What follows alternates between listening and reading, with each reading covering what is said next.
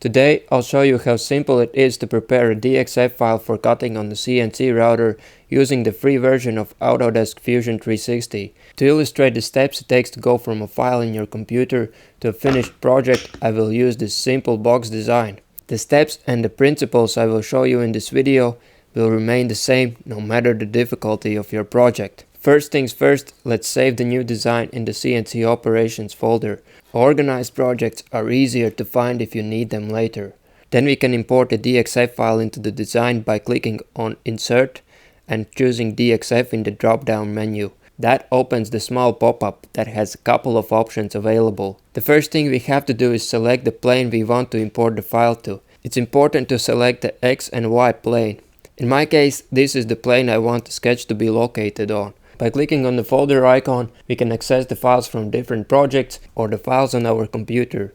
After selecting the files, we can choose the units we want the imported file to be in. This should match the default units you have selected for the project. In my case, I will leave the millimeters. By changing the X and Y distances, we can change the location of the lines. But the location won't matter for what we are doing today, so I will leave them where they are. After clicking the OK, we successfully imported the DXF files. If everything is alright, each separate component should appear in light blue. In case you have a part that doesn't appear that way, it means the contour line has a gap in it. To fix that, you could go to the timeline, right click on the sketch icon and select the Edit Sketch. After locating where the gap is, you can drag the endpoint of the line and make sure it connects with the line next to it. When doing so, you have to be careful to not ruin the outline of the part by accident. If all the parts seem good, we can go to the next step, creating the 3D model of the part. On the toolbar's Create Sections drop-down menu, we can locate a tool called Extrude.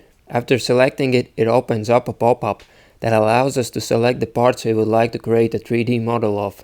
After selecting the parts, we can specify the distance of the extrusion. Here is where you can insert the thickness of your material. In my case, it's 9 mm.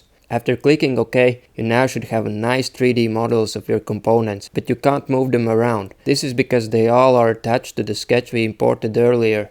If you would like to rearrange the parts, you can simply go to the sidebar here, click the arrow next to the bodies and see all the parts you have. By right-clicking on each separate body, you can access multiple options, and one of them is Create Components from Bodies. When clicking it, it will create a separate component that you can move around the work surface. So I will do that for each of my box components. The next thing I usually do is design the material I will be using for the project. This will come in handy when we will switch to the CAM part of Fusion. So I will go to the bar on the left, right-click on the project and select Create a new component. I will name it Stock and click OK. Then in the Create drop-down menu, I will select the box option and make it the same dimensions as the material I have in my workshop. To maximize the usage of my material, I will rearrange the parts a little bit. Then I recommend aligning the stock component to your parts according to the origin of your CNC router. In my case, the CNC home is at the bottom left corner, but it can differ depending on your CNC. I like to have at least 15 mm gap between the edge of the stock and the components. After the parts are in place, we can switch to the manufacturing work surface. As in most CAM softwares, the first step is specifying the stock or the material, so we will navigate to the Setup tool in the toolbar and click on it. Again, we are welcomed by a pop-up. Since we have already designed the stock material we will use for this project, we can go to the Stock section of the pop-up, click on the drop-down menu next to the mode and select from Solid and select our stock component. Then we can switch back to the Setup section and select the stock point. It should be the XY0 point on your CNC. So again, I will select the point at the bottom left corner. And of course you have to select your CNC in the machine section. Now the setup is ready and we can hide the stock so it doesn't bother us when setting up the operations. You can easily do it by locating the stock component on the left bar and clicking the eye symbol next to it. On the toolbar, you can choose different types of CNC operations for your project. The box we are making doesn't have many complicated parts and it doesn't require doing advanced cuts to make them. So I will select the 2D contour operation and that opens up the pop-up. The first thing here is selecting the tool you will use for the operation. If you don't have your tool library set up, you can add tools by clicking the plus icon on the top here and filling in the details about your router bit. Since I already have the tools saved, I will pick one suitable for this project. After selecting the tool, I will disable the coolant.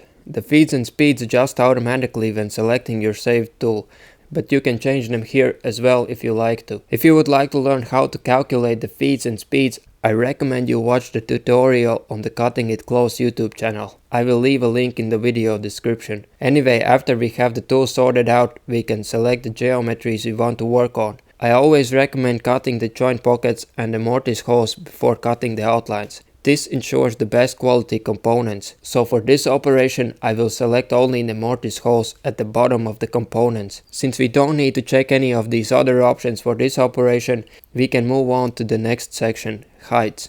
To be honest, this section is what always gets me confused the most. So to simplify things, I use the stock as the reference point. The clearance height, the retract, and the feed height should be above the stock top. You can play around with the distances here if you like. The bottom height is also the bottom of the stock we specified earlier. When this is set up, we can move to the passes section. The first thing here you have to pay attention to is the sideways compensation. I recommend setting it to right. It means the cuts will be made as conventional milling. In my experience, it leaves cleaner cut surfaces on sheet materials like plywood. When it comes to the remaining settings in the passes section, I leave them as they are. If you like, you can change them as you prefer. By the way, you can hover your cursor over the settings to access more information. When it comes to the roughing passes, I rarely use them on the joint pockets, so I will leave them unticked. Since the router bit I'm using for this project is 3 mm in diameter and the material is 9 mm thick, I will have to cut the outlines in multiple passes. The maximum roughing step down specifies how deep the bit can go per each pass. In this case, I will set the distance at 4.65 mm. Then I will check the use even step downs box and move to the stock to leave option. At this point, I have to know exact thickness of my material, since it will affect the tightness of the joints. I usually measure my plywood with digital calipers. It gives me accurate measurements. In this case, the material is about 9 mm thick, so I won't add the radial stock. When setting the offsets, it's important to consider your tool radius as well. For example, it's possible the 3 mm router bit can be actually 3.15 mm in diameter, so it would offset the contour line by 0.15 mm, making the joint loose. But in that case, you could easily fix it with the radial stock to leave option. Anyway, to ensure the router bit cuts through the material, I will set the axial stock as negative 0.3 mm. The last thing for this operation is checking out the linking section. Again, you can play around with the settings, but I usually check the keep the tool down box and uncheck the lead out option. And after clicking OK, we have the first operation ready. If you are working on more complex projects, I recommend renaming the operations in the sidebar. It can be helpful in case you need to make any adjustments later.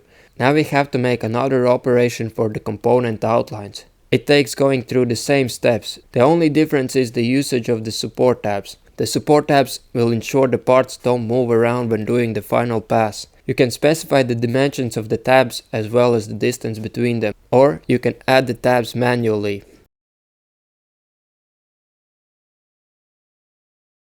When all the operations are ready, you can simulate the cuts to see if everything goes well. In this case, everything seems to be working fine and we can export the G-code. Exporting the operations is quite simple.